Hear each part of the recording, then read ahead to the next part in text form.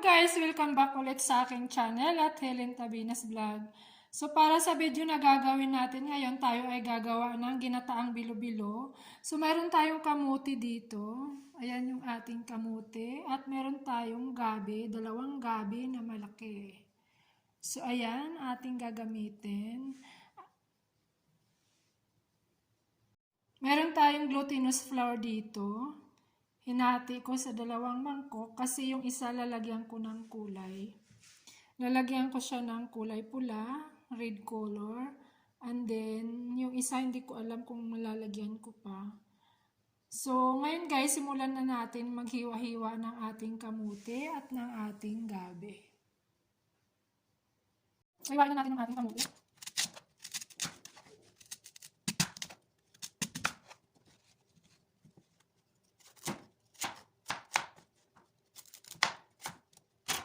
Ganito kalalaki, pwede na.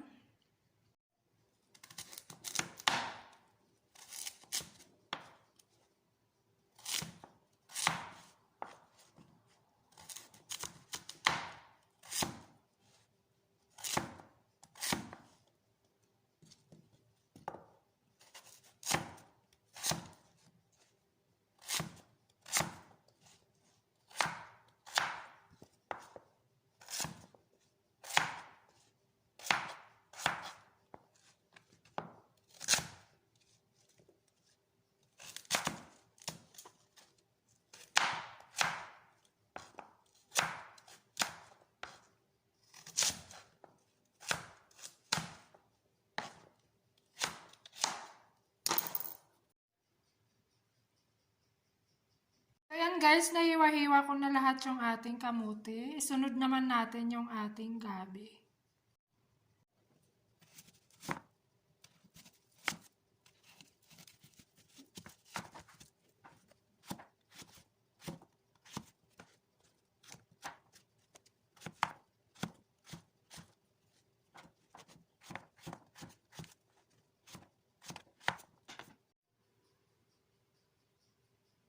So, ayun guys, natapos ko nang hiwa-hiwain yung ating kamuti at gabi. Sunod naman natin gawin yung ating bilo-bilo. Dito maglalagay lang ako ng ilang patak na red color. Tama na yon. Lagyan natin ng konting tubig yung ating glutinous flour. Kunti-kunti lang guys, baka sumubra.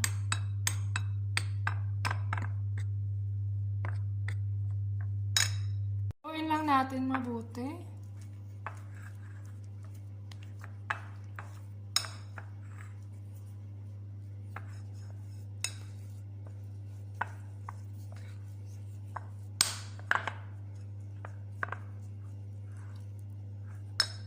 Ayan, nahalo ko ng mabuti yung ating kulay pula. Ito naman naglagay ako ng kulay ube. And then, ilagay na natin yung ating glutinous flour. And then, halo-haluin lang din natin.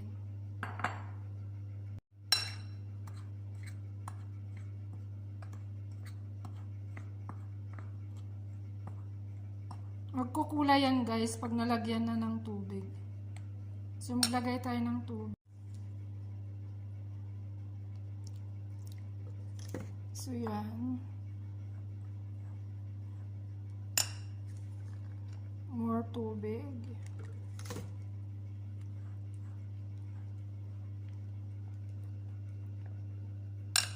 So, ready na yung ating glutinous flour na nakamix na sa red and purple. So, simulan na natin magbilo-bilo guys. Ganito lang kaliit kasi aalsa pa to. So, liitan lang natin. Ganito lang.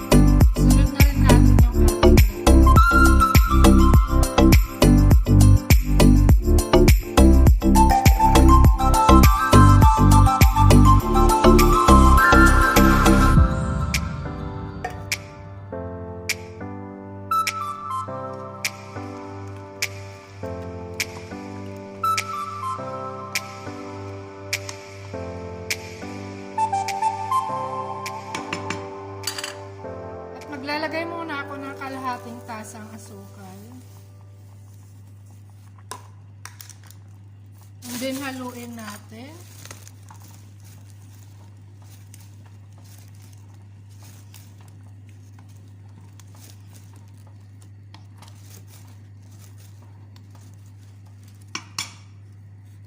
Konting asin para mag-balance yung tamis. At haluin natin ulit. Kita mo lumaki yung mga yung mga bilo-bilo. Maliliit na nga yung pagkagawa ko eh. Kasi umaalsa yan. Mukhang kulang yung gata natin. 2 latang kakang gata.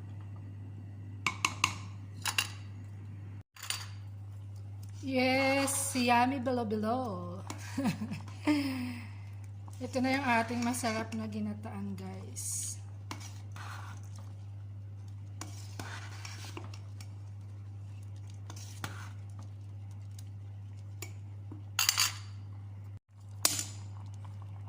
So guys, luto na yung ating ginataan. Pwede nang kumain. Sarap nito.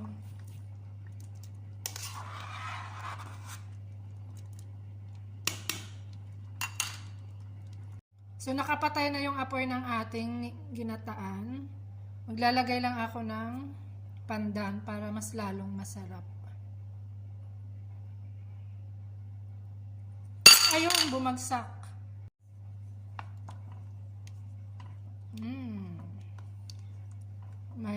May aroma ng pandan flavor.